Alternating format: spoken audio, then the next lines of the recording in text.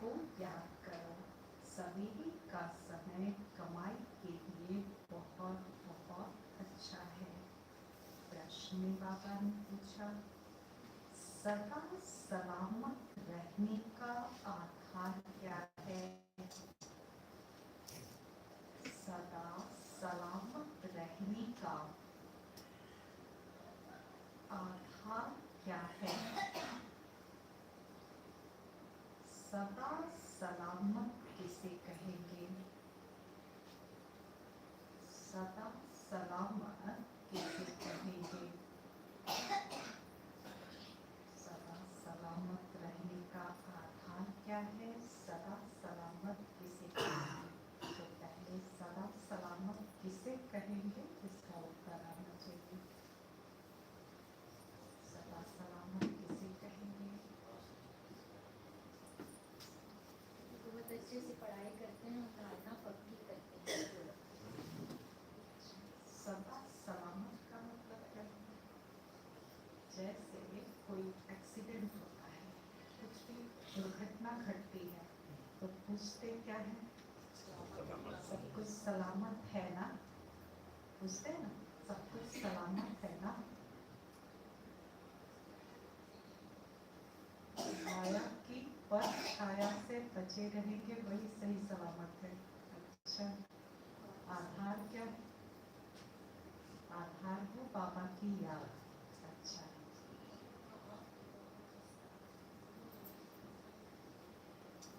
अच्छा। जितना आत्मिक स्वरूप में रहेंगे,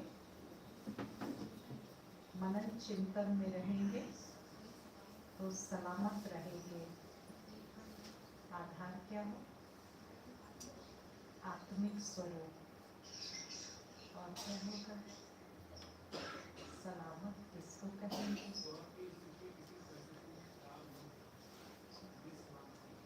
अच्छा, तो कैसे नहीं गिरेंगे? कर्मेंद्रिय जीत बन करके, मन जीत बन करके। मनसा वाचा कर्मणा जो संपूर्ण रूप से पवित्र हो, उन्हें भी सलामत करेंगे। उत्तर सुनते हैं। बाप की श्रीमत ही सदा सलामत बनाती है। आधार बाबा ने पहले बता दिया, बाप की श्रीमत ही सदा सलामत बनाती है। कभी भी कोई दुख और तकलीफ नहीं होगी। कभी भी कोई दुख और तकलीफ नहीं होगी। तुम बच्चे इतनी तकदीरवान बनते हो। तुम बच्चे इतनी तकदीरवान बनते हो, जो कभी किसी प्रकार की चोट नहीं लग सकती। जो कभी किसी प्रकार की चोट नहीं लग सकती। निरोगी काया बन जाएगी। निरोगी काया बन जाएगी। तुम अपनी तकदीर की महिमा गाते रहो। तुम अपनी तकदीर की महिमा गाते रहो। जो उठते बैठते, जो उठते बैठते बाप की याद में रहते हैं, जो उठते बैठते बाप की याद में रहते हैं, वह है तकदीरवान बच्चे। वह है तकदीरवान बच्चे। उन्हें ही सदा सलामत कहेंगे, उन्हें ही सदा सलामत कहेंगे। तो यदि ये कहे कि सतयुग और त्रेता हम सदा सलामत, तो कोई अतिशयोक्ति। सतयुग और त्रेता हमारा जो है सदा सलामत रहेगा, माना कोई दुख नहीं, कोई तकलीफ नहीं, और काया भी कैसी, बिल्कुल निरोगी, निरोगी काया। हाँ, क्योंकि दुख और तकलीफ या चोट या बीमारी होती है, दुख किसको होगा, आत्मा को होगा। कुछ भी बात आ गई, आत्मा दुखी हो गई, तो सदा सलामत तो नहीं कहेंगे। हाँ, बीमारी लग गई शरीर में, सदा सलामत नहीं कहेंगे। लेकिन बाबा ने कहा कि सतयुग और त्रेता तो हम बिल्कुल सदा सलामत होंगे ही, पर उठते बैठते यदि बाबा की छत्र छाया में है, तो यहाँ भी सदा सलामत है। दोनों जगह जो है सलामत होंगे। तकदीरवान बच्चे जो है सलामत होंगे, क्योंकि बाबा की श्रीमत पर चलेंगे। श्रीमत और याद, पढ़ाई, ज्ञान और याद, योग मिल करके हम बच्चों को सलामत बनाती है। 21 जन्म के लिए, एक जन्म ब्राह्मण जन्म और अगला 30 जन्म। गीत में है राम के राही थक मत जाना, राम के राही थक मत जाना, सुबह की मंजिल दूर नहीं। ओम शांति। विस्तार से सुनेंगे। मीठे मीठे पुरुषार्थी बच्चे इस गीत का अर्थ तो स्वयं जानते होंगे। नंबर 12 पुरुषार्थ अनुसार जो यात्रा पर उपस्थित है, वे ही यथार्थ अर्थ समझ सकते हैं। अब यह यात्रा है रात की, और जिस्मानी यात्राएं होती हैं दिन की।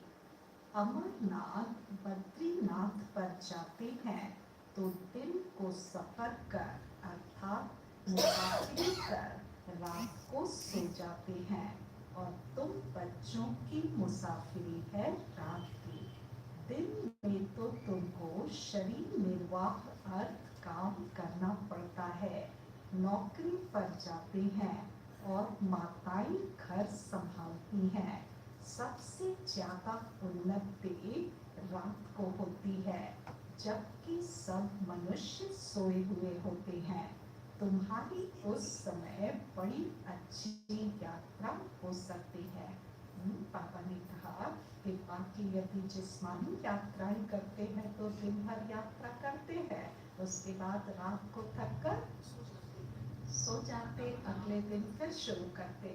लेकिन बच्चे की यात्रा कैसी है, दिन भर जो है वो धंधा थोड़ी करना, बाकी काम करना, और उसके बाद पापा कहते जब चारों ओर सन्नाटा हो, उस समय तुम्हारी यात्रा शुरू होती है, अर्थात रात को। हाँ, और पूरे कलयुग को भी कहे तो रात का ही समय कहेंगे।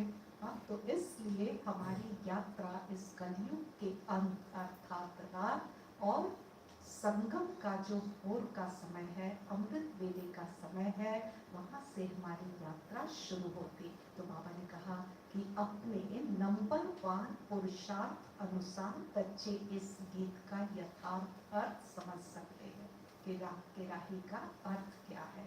बाबा ने कहा कि भक्त लोग भी सवेरे अमृत वेले याद में रहते हैं। बच्चे अपनी उन्नति करना चाहते हो तो बाप राय देते हैं, नींद को जीतने वाले बनो। 5000 वर्ष पहले भी कहा था, हर सवेरे सो जाओ। कहावत है, सवेरे सोना सवेरे उठना, यह गुण मनुष्यों को बड़ा बनाता है। बरोबर तुम कितने साहूकार बनते हो जो कभी तुमको पैसे की परवाह नहीं रहती। तुमको 21 जन्म के लिए वर्षा मिल जाता है शिवालय में, यहाँ तो तुम जन्म पाई जन्म पुरुषार्थ करते हो और अभी का तुम्हारा पुरुषार्थ 21 जन्मों का बन जाता है। वंडर है ना। भक्ति मार्ग में बाबा कहते एक जन्म पुरुषार्थ करते हैं तो अगले जन्म के लिए मिल जाता, लेकिन फिर अगले जन्म यदि पुरुषार्थ नहीं किया, अच्छी भक्ति नहीं की, तो उसके अगले जन्म में नहीं मिलेगा। अर्थात जन्म पाई जन्म पुरुषार्थ करना पड़ेगा, लेकिन संगम पे पुरुषार्थ एक जन्म का है। पुरुषार्थ एक जन्म करेंगे और इसका फल हमको 21 जन्मों के लिए मिल जाता, क्योंकि अविनाशी फल है। तो यह वंडर है ना। ऐसा कोई भी पुरुषार्थ कराने वाला है नहीं। अविनाशी पाप अविनाशी पुरुषार्थ कराते हैं। यहाँ तो पैसे के लिए क्या नहीं करते हैं। बाप बच्चों को, बच्चे बाप को भी मार डालते हैं। तुम्हें अब अविनाशी पाप से अविनाशी वर्षा लेना है, तो अविनाशी पाप और वर्षे को याद करना है। और कोई तकलीफ नहीं, सिर्फ 2 अक्षर हैं। पापा जो है बच्चों को कोई तकलीफ नहीं देते, सिर्फ 2 अक्षर। कौन से 2 अक्षर? मन मना भव, मध्या जी भव। और कौन से 2 अक्षर? बाप और वर्षा, अल्फ और बेग। ये जो है हमारा ज्ञान का सार है। इस सार स्वरूप में हमेशा रहो, हमेशा पाप और वर्षे की याद में रहो। अल्फ और बे को याद करो। मन मना भव मध्या जी भवा, तो सिर्फ 2 अक्षर है। इसको महामंत्र कहा जाता है।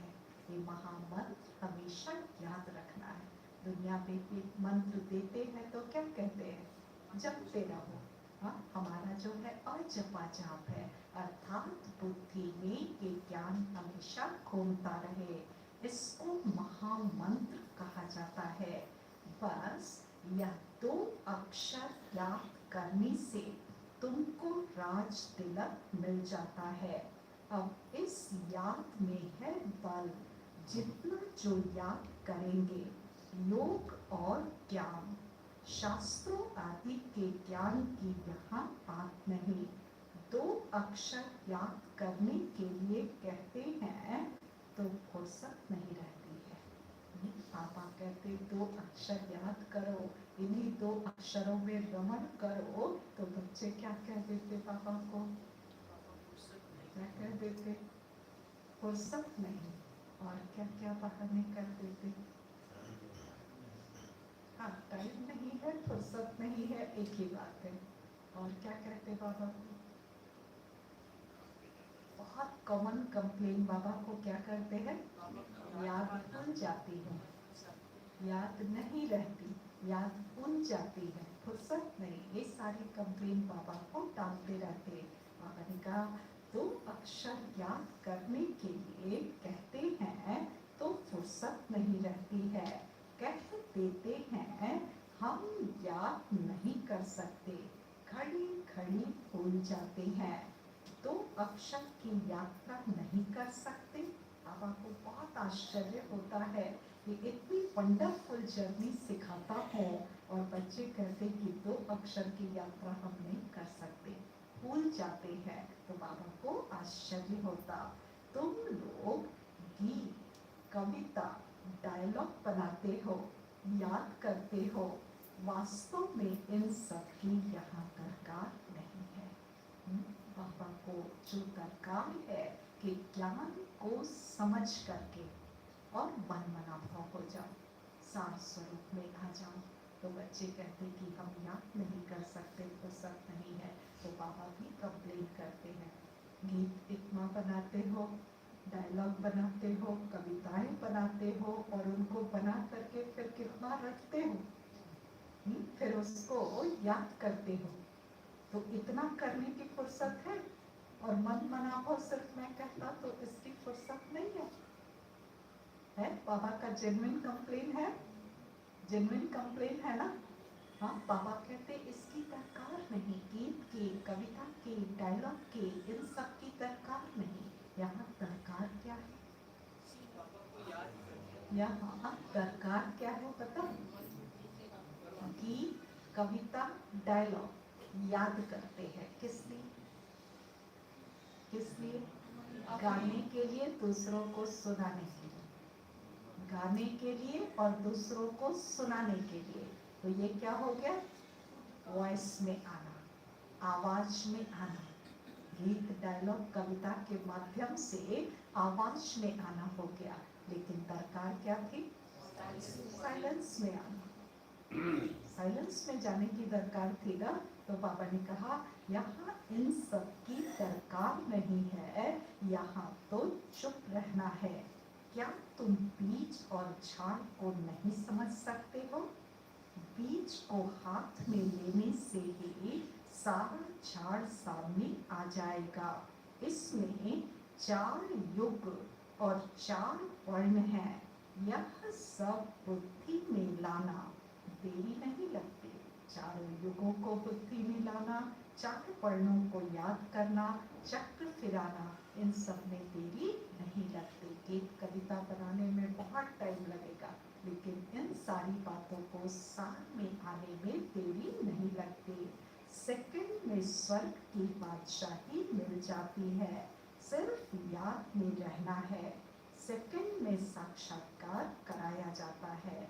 उस समय जैसे स्वर्ग व कृष्ण पूरी में है, सिर्फ 2 बातें याद करनी है। एक तो बाप की याद, दूसरा यह नॉलेज बहुत उच्च है, मनुष्य से देवता बनने की।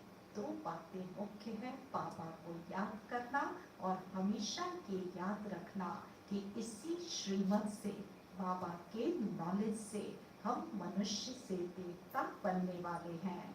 देवताएं तो पवित्र होते हैं। नॉलेज हमेशा ब्रह्मचर्य में पढ़ी जाती है। जब पढ़कर घर संभालने लायक बने, तब बाद में शादी करनी होती है। अपने घर वालों को क्रिएटर संभालेंगे, इसलिए अपनी कमाई चाहिए ना। तो ब्रह्मचर्य में कमाई होती है। आजकल तो धन के भूखे हो गए हैं। थोड़ी आमदनी हुई, फिर दूसरा कोर्स करते हैं। लौकिक में क्या करते? एक कोर्स किया, नौकरी ज्वाइन किया, कुछ जो है उधर से कमाई हो गई, उसके बाद और आगे दुनियावी पढ़ाई पढ़ने में लगे रहते हैं, क्योंकि धन के भूखे हो गए हैं। अब बाप कहते हैं बच्चों, यह कोर्स बहुत सहज है। पापा जो पढ़ाते उसमें कोई मेहनत है? पढ़ाई में कोई मेहनत है? याद में मेहनत पड़ती है। याद में माया विघ्न डालती ना, इसलिए मेहनत पड़ती। पढ़ाई में कोई मेहनत होती है? बिल्कुल नहीं होती। तो यह कोर्स बहुत सहज है। सिर्फ श्रीमत पर रात को जागकर प्रैक्टिस करो। कोर्स बहुत सहज है, लेकिन अभ्यास, उस कोर्स का जो अभ्यास करना है, तो आज का मुख्य अभ्यास है रात को जाग करके प्रैक्टिस करो, याद करो बाबा को। रात को बुद्धि की यात्रा करना बहुत सहज है और मदद भी बहुत मिलेगी। 2-3 बजे अमृत वेला कहा जाता है। सवेरे उठकर स्वदर्शन चक्र फिराना है। यह बुद्धि का काम है। बाप का फरमान है, निरंतर मुझे याद करो, तो तुम्हारे विकर्म विनाश होते जाएंगे। नहीं तो तुम सजनियों को कैसे ले जाएंगे? बाबा क्यों नहीं ले जाएंगे यदि हमारे विकर्म विनाश नहीं होंगे तो? क्यों नहीं ले जाएंगे? बाबा कह रहे हैं कि नहीं तो तुम सजनियों को ले जाओ कैसे? याद में रह करके विकर्म विनाश करो, नहीं तो मैं कैसे साथ ले जाऊंगा? क्यों नहीं ले जाएंगे? क्योंकि पतित है ना, आत्माएं क्या है? पतित है। तो पतित आत्मा, पतित सजनी कैसे जो है एवर पावन साजन के साथ जा सकती है? क्या करना पड़े? याद से विकर्म विनाश करके अपने आप को शुद्ध बनाना, पावन बनाना पड़े। जब पावन बनेंगे तो हमें पंख मिलेंगे उड़ने के लिए, बाबा के साथ उड़ने के लिए। तो तुम सजनिया हो पतित, सबके पंख टूटे हुए हैं, अब सिर्फ याद करो तो पवित्र बन जाएंगे। सवेरे उठने का प्रयत्न करो, दिन में तो याद न भी ठहरे, रात को पुरुषार्थ करना सहज है और मदद भी बहुत मिलेगी। मुख्य है याद। तुम जानते हो हम आत्मा हैं, हमको परम पिता परमात्मा पढ़ा रहे हैं, उनसे पढ़ना है, वह बाप भी है, उनका बनना है। तुम जानते हो हम आत्माएं आकर शिव बाबा से मिली हैं। आत्मा परमात्मा अलग रहे बहुकाल, जीव आत्माएं आकर बाप से मिलती हैं, तो जरूर परमात्मा को भी जीव आत्मा बनना पड़े। दो समान का ही तो मिलन होगा ना। तो बच्चे निरंकारी बन करके उड़ करके ऊपर तो जा नहीं सकते, तो बाबा क्या करते? नीचे आकर के साकार तन का आधार लेकर के बच्चों के समान पहले बनना पड़ता बाप को भी। हाँ, साकारी तन का आधार लेना पड़ता, फिर बच्चों को सिखाते हैं कैसे निराकारी बनना है। तो बाबा भी खींच करके आ जाते। जरूर परमात्मा को भी जीव आत्मा बनना पड़े। वह तो सुप्रीम आत्मा है। आत्मा परमात्मा का रूप एक ही है। जैसे स्टार्स चमकते हैं, आत्मा में 84 जन्मों का पार्ट भरा हुआ है। बाप कहते हैं मैं भी एक्टर हूँ, मैं भी ड्रामा के बंधन में बांधा हुआ हूँ। यह दुनिया नहीं जानती कि कल्प कल्प संगम युग के सिवाय कब आ नहीं सकता हूँ। आफतें आदि तो बहुत आती रहती हैं। बाप कहते हैं मैं आता ही तब हूँ जब सब पतित बन जाते हैं। मैं ही नई दुनिया का रचयिता हूँ, आता ही पतित दुनिया में हूँ। पतित पहले आत्मा बनती है। आत्मा जानती है हम पहले पावन थे, अब पतित बने हैं। यह शिक्षा तुमको ही मिलती है। टीचर के सामने जो स्टूडेंट होते हैं उनको ही शिक्षा मिलती है।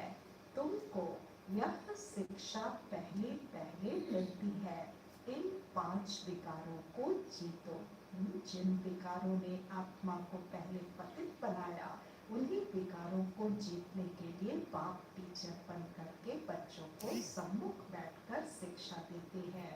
इन 5 विकारों को जीतो। योग अग्नि से विकर्मों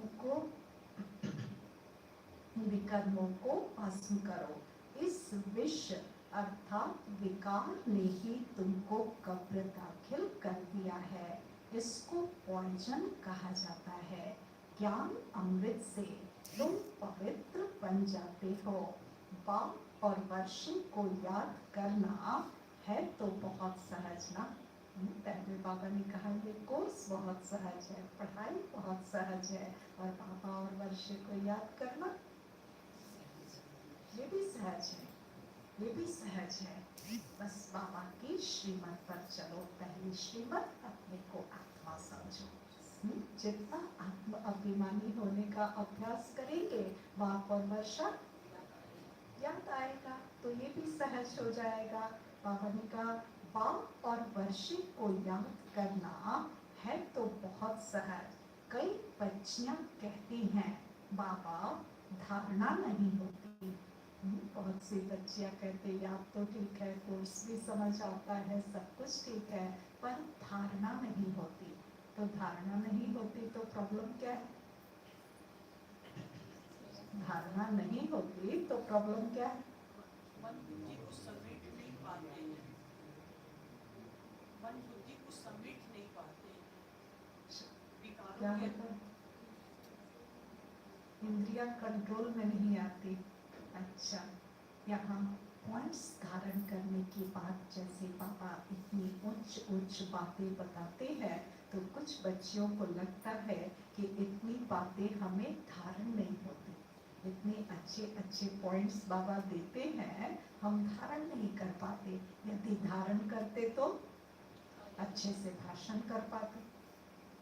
धारण यदि होता तो अच्छे से जो है बड़ी बहनों की तरह सुना सकते थे, लेकिन होता नहीं। तो बच्चियां शिकायत करती कि पापा धारणा नहीं होती, बड़ी बहनों मुआफिक समझा नहीं सकते हैं। बाप कहते हैं बच्चे, यह तो हरेक के कर्म का हिसाब किताब है। सबका अपना अपना हिसाब किताब है। किसके ऊपर कितना बोझ है, कितना विकर्मों का बोझ है, कितनी जल्दी जो है वो खत्म होता है, कितनी जल्दी जो है हम बातों को समझ करके धारण कर पाते हैं, ये सबका अपना अपना हिसाब किताब है। कुछ को कई साल लग जाते हैं, कुछ बच्चे जो है तुरंत समझ जाते हैं ज्ञान को। तो इसलिए बाबा ने कहा कि बच्चे, यह तो हरेक के कर्म का हिसाब किताब है। कोई तो 25-30 वर्ष रहते हुए की धारणा नहीं कर सकते हैं। तुम आत्माओं का तो बाप परम आत्मा है, वह स्वर्ग का रचयिता है। बाप स्वर्ग का वर्षा देने आए हैं। तुम बाप को तो याद करो। पॉइंट्स धारण नहीं हो कोई बात नहीं, लेकिन बाप को तो पहचाना ना, तो बाबा को याद करो। बच्चों को भी होशियार करना है। तुम बच्चों को पहले रहम करना चाहिए अपने बच्चों पर। बाबा कहते चैरिटी बिगिंस एट होम। तो सबसे पहले अपना जो है उद्धार करो, उसके बाद अपने परिवार का, अपने बच्चों का, घर परिवार वालों का भी उद्धार करो। उन पे रहम करना चाहिए। तुम बच्चे समझते हो हम इस समय अपने मोस्ट बिलवेड परम पिता परमात्मा के सम्मुख बैठे हैं। कल पहले भी हमने निराकार बाप से बेहद का वर्षा स्वर्ग का लिया था। बाप कहते हैं मुझे भी इस शरीर का लोन लेना पड़ता है, किराए पर बैठे हैं। बाबा आकर के ब्रह्मा बाबा का तन जो है किराए पे लेते, लोन पे लेते हैं। अपना न होने से जरूर किराए से ही लेंगे ना। यह रथ है जिसमें कल्प कल्प रथी बनते हैं। रथ में रथी देख रहे हैं ना। आगे तो गीता पढ़ने से कुछ भी समझ में नहीं आता था।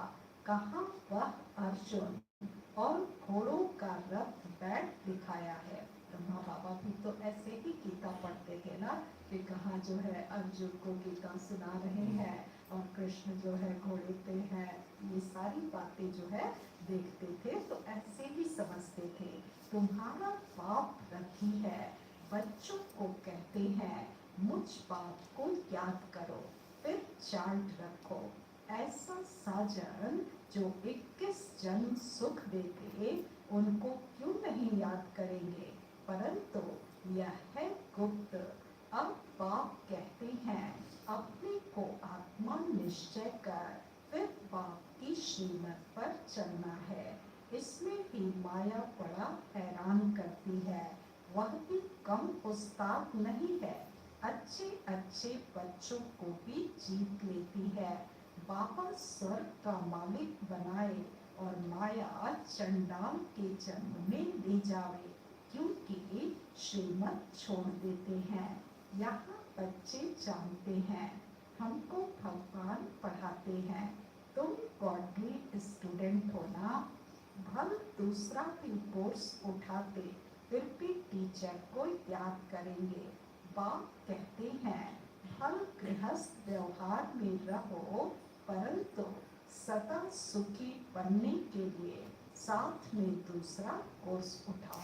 दुनिया में भी बाबा ने कहा ना, कि धन के ही प्रति आकर्षित होते और धन को क्या समझते, सुख का साधन समझते हैं। इसलिए एक कोर्स करते भी क्या करते, दूसरा कोर्स उठा लेते हैं तो बाबा कहते तुम बच्चे भी क्या करो, एक तो लौकिक का जो भी अपना कार्य धंधा कोर्स जो भी करो वो तो करोगे, लेकिन 21 जन्म सुख पाने के लिए, 21 जन्म का सुख पाना है तो उसके लिए यह कोर्स भी उठाओ। ये जो अलौकिक कोर्स बाबा कराते ये भी कोर्स उठाओ। मैं तुम्हें अथाह धन देता हूँ जो तुम 21 जन्म कभी दुख नहीं देखेंगे। तुम्हारे जैसा अक्लमंद सृष्टि भर में कोई नहीं होता। कितना सुंदर सम्मान बाबा ने दिया कि तुम्हारे जैसा अक्लमंद, लक्ष्मी नारायण जैसा अक्लमंद कोई होगा तो इतना अक्लमंद कहाँ से बने, संगम पर ब्राह्मण बन करके। हाँ, यही तो अक्लमंदी है ना, जो बाबा आए राज समझाए और वो हमें समझ में आ गया, तो ये अक्लमंदी कहेंगे ना। हाँ, तो तुम्हारे जैसा अक्लमंद सृष्टि भर में कोई नहीं होता। प्रेसिडेंट आदि की भी कितनी महिमा करते हैं, परंतु तुम मोस्ट वंडरफुल इनकॉग्निटो बड़ी अथॉरिटी हो। ये भी याद करना जो है कितना सम्मान की बात है कि हम बहुत वंडरफुल है, विचित्र है। हाँ, है ना, बहुत विचित्र हमारा जीवन है। इनकॉग्निटो अर्थात अज्ञात, गुप्त। हम क्या है, इनकॉग्निटो, हमें कोई पहचानता नहीं। दुनिया वाले क्या समझते, ये भी हमारे जैसे साधारण हैं, पर हम असाधारण हैं। गुप्त रीति से हम जो पुरुषार्थ कर रहे हैं, अक्लमंद बन करके अपनी तकदीर बना रहे हैं, ये बड़ी असाधारण बात है। तो इनकॉग्निटो बड़ी अथॉरिटी हो, जिसका ऊंचे से ऊंचा अथॉरिटी पाप हो, उनके बच्चे जो है बड़ी अथॉरिटी वाले होंगे ना। हाँ, बच्चे भी तो ऊंची अथॉरिटी वाले होंगे ना। तो मोस्ट वंडरफुल इनकॉग्निटो बड़ी अथॉरिटी हो। तुम्हारे जैसा नॉलेजफुल इस दुनिया में कोई हो नहीं सकता। अब तुम बच्चे जानते हो, भारत को हम स्वर्ग बनाए, 21 जन्म के लिए स्वर्ग का मालिक बन रहे हैं। जगत अम्बा को कितनी बड़ी प्राप्ति है, वह भी यही महामंत्र देती है कि शिव बाबा को याद करो। बाप सम्मुख कहते हैं, लाडले बच्चे मुझे याद करो, यह यात्रा भूलो मत। मुख्य श्रीमत आज की यही है कि बाबा को याद करो। दो शब्द में जो है कोताही नहीं करो। बाबा को याद करना, वर्षी को याद करना, ये हमेशा चलते फिरते याद रहना चाहिए। लाडले बच्चे मुझे याद करो, यह यात्रा भूलो मत। टाइम वेस्ट ना करो, यह बहुत भारी कमाई है। बुद्धि योग वहाँ लग जाना चाहिए। हम शिव बाबा के सम्मुख हैं, बाप के घर आए हैं। अभी तो तुम हरिद्वार में बैठे हो। कहाँ बैठे हैं, बनारस में। बाबा कहते हरिद्वार में बैठे हो। क्या है हरिद्वार, हरि का द्वार, अर्थात बाबा के सारे सेंटर्स। मधुबन सबसे बड़ा हमारा हरिद्वार और सारे सेंटर्स भी बाबा का घर, हरि का द्वार। हाँ, तो तुम अभी हरिद्वार में बैठे हो। हरि परमात्मा खुद बैठे हैं, वहाँ तो पानी है। तो हरिद्वार में किस लिए जाते, स्नान करने जाते, पानी के पास जाते। यह सच्चा सच्चा हरि का द्वार है। हर हर यानी दुख हरने वाला, हर हर महादेव कहते हैं ना, अर्थात दुख हरने वाला। तो ज्ञानी आत्माएं कभी हर हर महादेव कहती ना, नहीं कहती। भक्ति मार्ग में तो बनारस वाले जो है कितना हर हर महादेव का नारा लगाते हैं, उद्घोष करते हैं, लेकिन बच्चे कभी नहीं करते। क्यों? क्योंकि वो पुकारना हुआ। हर हर महादेव जैसे कि पुकारते हैं और हम क्या करते, हम पा लिए हैं। हमें अब पुकारने की दरकार नहीं, क्योंकि वो जिनको हर हर महादेव कह के बुलाते थे कि दुख हरने वाले आओ, वो अपना बन चुका है ना। तो इसलिए अब जो मिल गया उसके लिए पुकारेंगे क्या? नहीं ना। तो इसलिए बाबा कहते हर हर यानी दुख हरने वाला, यहाँ पर दुख हरता सुख करता तुम्हारे सामने बैठा है। क्यों नहीं पुकारते? क्योंकि बाबा तो बिल्कुल सम्मुख बैठा हुआ है, वहाँ तो बुलाते हैं, इसलिए जो है पुकारते हैं। भक्त लोग जाकर गंगा के किनारे बैठते हैं, समझते हैं गंगा का तट हो, गंगा जल मुख में हो। जब कोई मरते हैं तो गंगा जल पिलाते हैं। अब गंगा पतित पावनी नहीं है, पतित पावन है ये शिव बाबा। हरि को याद उस शिव बाबा को करना है तो अंतमति सोगति हो जाएगी।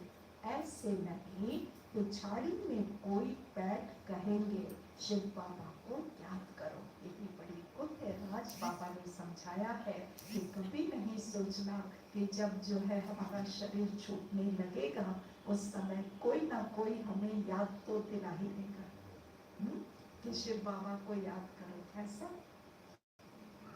ऐसा सब अपने पुरुषार्थ में लगे होंगे उस समय, अंत समय सब जो है अपने अपने में होंगे, एक दूसरे को याद कराने के लिए थोड़े बैठे होंगे कि शिव बाबा को याद करो। तो शिव बाबा याद कैसे आएगा? जब हम अपने आप को हमेशा खुद याद दिलाते रहेंगे। हम अपने आप को हमेशा खुद जो है याद दिलाते रहेंगे, अपने को कहेंगे शिव बाबा को याद करो याद करो याद करो, ये डायरेक्शन हमेशा देते रहेंगे तो अंत में भी यही डायरेक्शन देंगे, अपने आप से याद आए, है ना। तो ये अभ्यास करना है। अब हमको पिछाड़ी में कोई बैठ कहेंगे कि शिव बाबा को याद करो, नहीं, अंत में आप ही शिव बाबा की याद में शरीर छोड़ना है। अब हमको शिव बाबा के पास जाना है, मुक्ति धाम। सत्युग को जीवन मुक्ति धाम कहा जाता है। धाम रहने के स्थान को कहा जाता है। निर्वाण धाम में निराकार आत्माएं ब्रह्म तत्व में रहती हैं। अब तुम आकर हरि के घर में बैठे हो। दुख हरने वाला एक ही है।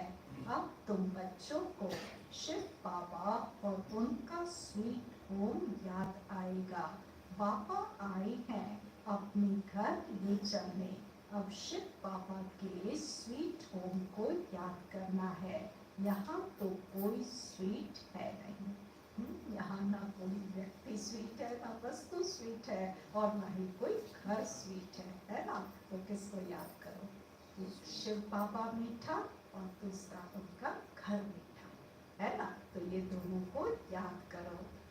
अब बाप बच्चों को कहते हैं बेहद की राजाई लेनी है तो रात को जाकर यात्रा करो। मैं आता ही हूँ घोर अंधियारी रात में, ब्रह्मा की रात पूरी हो दिन होना है। मैं आता हूँ बेहद की रात और बेहद के दिन के संगम पर। तो तुम भी रात में नींद को जीत याद करने का अभ्यास करो। 2-3 बजे के समय को ब्रह्म मुहूर्त कहा जाता है। बाप शिक्षा देते हैं ब्रह्मा द्वारा, रात को जाग मुझे याद करो तो फिर पक्के हो जाएंगे। माया बहुत सताएगी फिर भी मेहनत करो। इसमें मेहनत सारी बुद्धि की है। ये मेहनत सारी जो है हमारी क्या है? बुद्धि की मेहनत है। उठते बैठते चलते याद में रहना है। बाप कहते हैं थक मत जाना रात की राहें, रात को बहुत मजा आएगा, फिर वह नशा दिन में भी चलेगा। एक तो बाप को याद करो और अपनी तकदीर की महिमा करो। दूसरे जो है बाबा ने कहा अपनी जो तकदीर बन रही है उसकी महिमा करो। हाँ, तकदीर कैसे बन रही है? कैसे तकदीर बन रही है?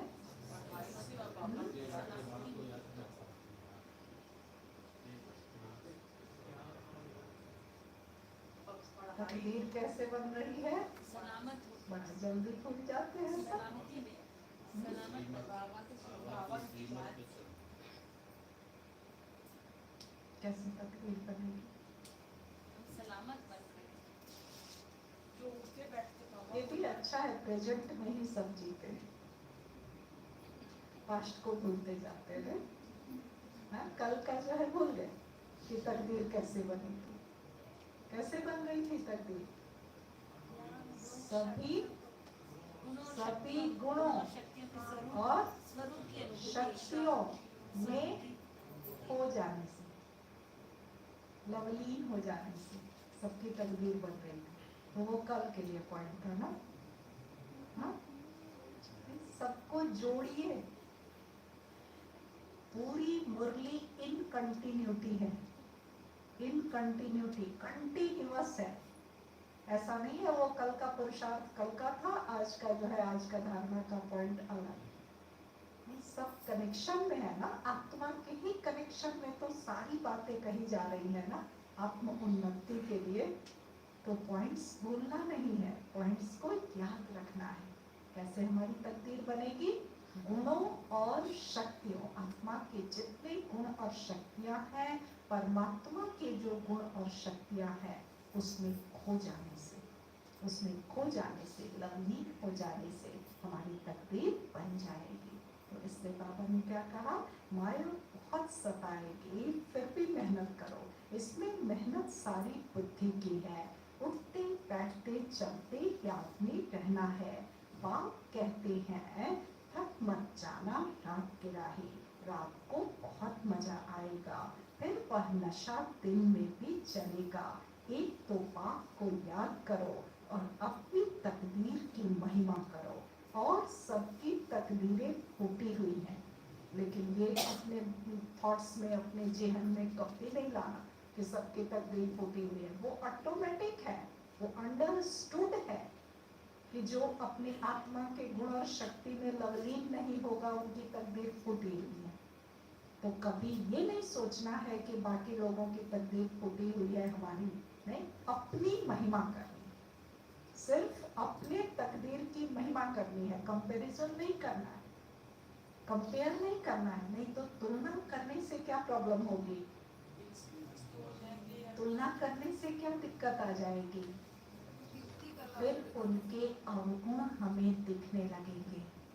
जब हम तुलनात्मक दृष्टि से देखेंगे, हम बहुत अच्छे, दूसरा जो है खराब, तो फिर जो है वो सारी बातें हमारे अंदर से होकर के जाएंगी। जहाँ तुलना किया तो अवगुण सब हमारे अंदर से होकर के गुजरेंगे, और हमारे अंदर से अवगुण यदि बार बार गुजरा तो वो मेरे अंदर आ जाएगा। इसलिए तुलना नहीं करना, कंपैरिजन नहीं करना। जैसे इंफीरियॉरिटी कॉम्प्लेक्स खराब होता है, तो सुपीरियॉरिटी कॉम्प्लेक्स भी जो है वो खराब ही माना जाता है, वो भी कोई बहुत अच्छा नहीं माना जाता है ना। तो इसलिए ये भी नहीं करना कि दूसरे की तकदीर फूटी हुई, हमारी तकदीर बनी हुई है। हम अपनी तकदीर की महिमा करेंगे, बाप की महिमा करेंगे, अपनी महिमा करेंगे। बाकी दुनिया अपना जाने, हाँ, उनसे क्या लेना। तो बाकी सबकी तकदीरें फूटी हुई है, तुम्हारी तकदीर अब जग रही है। फूटी हुई है माना सो रही है, सबकी तकदीर सो रही है, तुम्हारी तकदीर अब जग रही है, औरों की सो रही है। जिनका बुद्धि योग इस समय धन कमाने में रहता है, उनकी तकदीर सोई हुई समझो। लौकिक धन कमाने में यदि बुद्धि लगी हुई है, तो बाबा ने कहा उनकी तकदीर सोई हुई समझो। सच्ची तकदीर तुम्हारी जग रही है। पेट कोई जास्ती थोड़े ही खाता है। भील लोग क्या खाते हैं? मिर्ची और मकई चने का आटा मिलाए रोटी खा लेते हैं। यहाँ तो तुमको सब कुछ मिलता है, तुमको बहुत साधारण रहना है। अब बाबा कहते कि तुम्हें रहना कैसे है? राज ऋषि हो ना, तो कैसा रहना है? सिंपल, सिंपल, बिल्कुल साधारण, न बहुत साहूकारी, न बहुत गरीबी। अब बाप कहते हैं, हे लाडले बच्चे, मुझे याद करो, मैं तुमको नैनों पर बिठाए ले चलता हूँ। मेरे नूरी रत्नों, नूरी जिस्म बच्चों को हमेशा प्यार किया जाता है। श्रीमत पर चलने से सदा सलामत रहेंगे। श्रीमत पर जितना बच्चे चलेंगे उतना सलामत रहेंगे। सदा सलामत का अर्थ भी बड़ा भारी है। सदा सलामत का अर्थ क्या है? बाबा ने समझाया कि तुमको चोट नहीं लगेगी।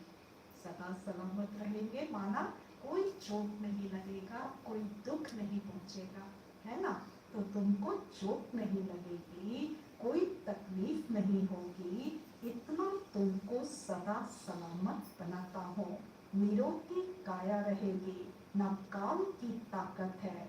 अगर अच्छी रीति याद करेंगे तो मदद मिलेगी।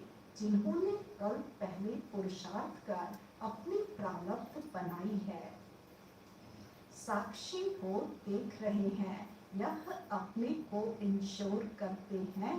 बाबा भक्ति मार्ग में भी इंश्योर मैग्नेट है। बाबा जो है भक्ति मार्ग में भी क्या करते हैं? इंश्योर मैग्नेट है, अर्थात भक्त आत्माओं को अपनी ओर खींचते हैं, है ना।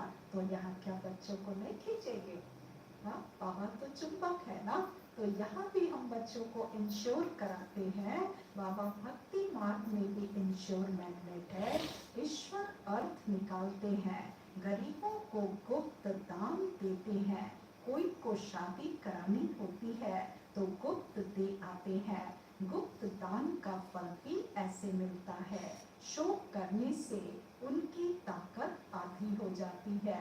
मैग्नेट बाप को कहते हैं, तुम इंश्योर करते हो। जो जैसा अपने को इंश्योर करते हैं वैसा फल मिलता है।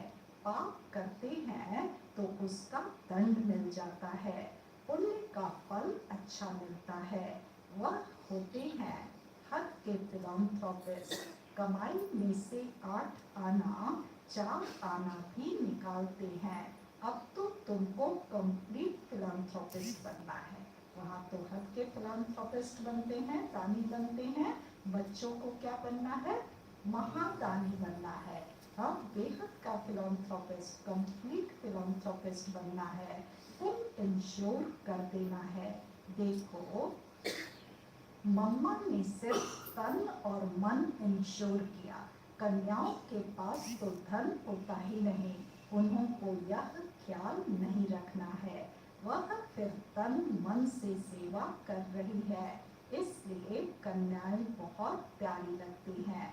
कन्याएं नंबर 1 में आ जाती हैं। बाबा अधर कुमार था, हाँ कोई कुमार निकलते हैं। स्वयंवर रज पवित्र रह दिखाते हैं तो अहो सौभाग्य, सरेंडर भी पूरा हो, वह बहुत अच्छा पद पा सकते हैं। बाबा समझाते हैं, कर्मों का भोग भी सारा यहाँ ही चुकतो करना है। मम्मा पापा को भी कर्म का भोग भोगना पड़ता है। रहा हुआ हिसाब किताब यहाँ ही निकलेगा। ऐसे नहीं कि ईश्वर का बना हो फिर रक्षा क्यों नहीं करते। नहीं, कर्म भोग तो जरूर यहाँ ही चुकतो करना है। अच्छा, मीठे मीठे सिके लगे बच्चों की माता पिता बाप दादा का याद प्यार और गुड रूहानी बाप के रूहानी बच्चों को नमस्ते। हम रूहानी बच्चों के रूहानी बाप को नमस्ते नमस्ते। खाना के लिए मुख्य सार है। पहली पॉइंट है, बुद्धि योग से सच्ची यात्रा करनी है। बुद्धि योग से सच्ची यात्रा करनी है। विनाशी धन के पीछे, विनाशी धन के पीछे अपनी तकदीर नहीं गंवानी है। अपनी तकदीर नहीं गंवानी है। सच्ची कमाई करनी है। सच्ची कमाई करनी है। दूसरी पॉइंट, तन मन धन से, तन मन धन से पूरा फिलॉन्थ्रोपिस्ट, ब्रैकेट में है महादानी, तन मन धन से पूरा फिलॉन्थ्रोपिस्ट बनना है। अपना सब कुछ, अपना सब कुछ 21 जन्मों के लिए इंश्योर कर देना है। अपना सब कुछ 21 जन्मों के लिए इंश्योर कर देना है। वरदान दिया बाबा ने, दिव्य बुद्धि के बल द्वारा, दिव्य बुद्धि के बल द्वारा परमात्मा टचिंग का अनुभव करने वाला, परमात्मा टचिंग का अनुभव करने वाला मास्टर सर्वशक्तिमान भवा, मास्टर सर्वशक्तिमान भवा। दिव्य बुद्धि के बल द्वारा परमात्मा टचिंग का अनुभव करने वाला मास्टर सर्वशक्तिमान भवा। स्पष्टीकरण है, दिव्य बुद्धि को बुद्धि बल कहा जाता है। दिव्य बुद्धि को बुद्धि बल कहा जाता है। इस बुद्धि बल द्वारा ही, इस बुद्धि बल द्वारा ही बाप से सर्व शक्तियां, बाप से सर्व शक्तियां कैच कर मास्टर सर्वशक्तिमान बनते हो। बाप से सर्व शक्तियां कैच कर मास्टर सर्वशक्तिमान बनते हो। जैसे साइंस बुद्धि बल है, जैसे साइंस बुद्धि बल है, लेकिन वह संसारी बुद्धि है। साइंस बुद्धि बल है लेकिन वह संसारी बुद्धि है। इसलिए इस संसार के प्रति, इस संसार के प्रति, प्रकृति के प्रति ही सोच सकते हैं।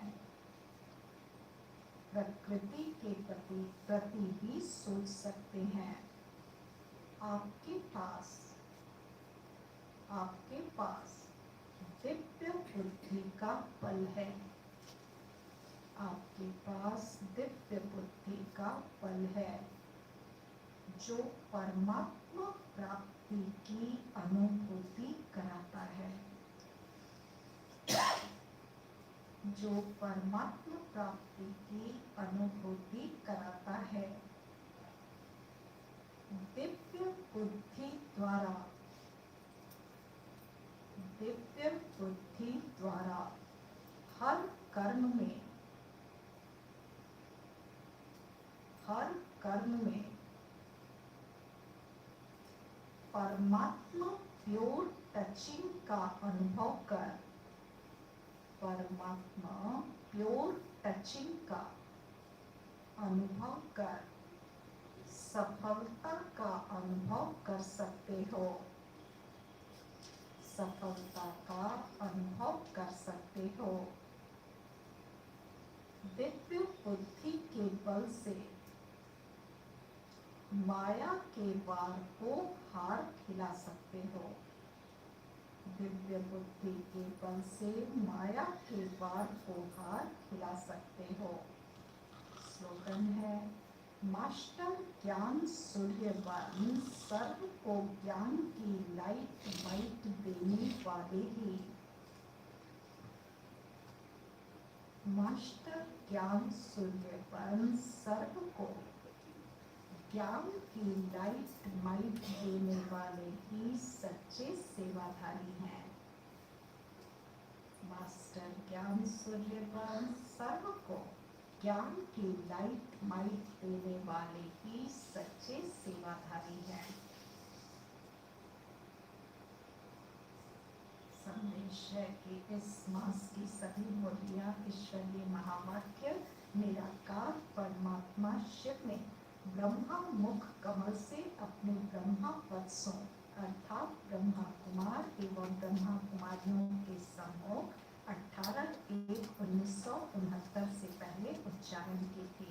यह केवल ब्रह्मा कुमारी की अधिकृत टीचर बहनों द्वारा नियमित बीके विद्यार्थियों को सुनाने के लिए है। मुरली की सार में है, मीठे बच्चे अपनी उन्नति के लिए अमृत वेले उठ बाप को याद करो। सवेरे का समय कमाई के लिए बहुत बहुत अच्छा है। प्रश्न में बाबा ने पूछा, सदा सलामत रहने का आधार क्या है? सदा सलामत किसे कहेंगे? उत्तर, बाप की श्रीमती सदा सलामत बनाती है। कभी भी कोई दुख और तकलीफ नहीं होगी। तुम बच्चे इतने तकदीरवान बनते हो जो कभी किसी प्रकार की चोट नहीं लग सकती, निरोगी काया बन जाएगी। तुम अपनी तकदीर की महिमा गाते रहो। जो उठते बैठते बाप की याद में रहते हैं वह हैं तकदीरवान बच्चे। उन्हें भी सदा सलामत कहेंगे। गीत में था राग के राही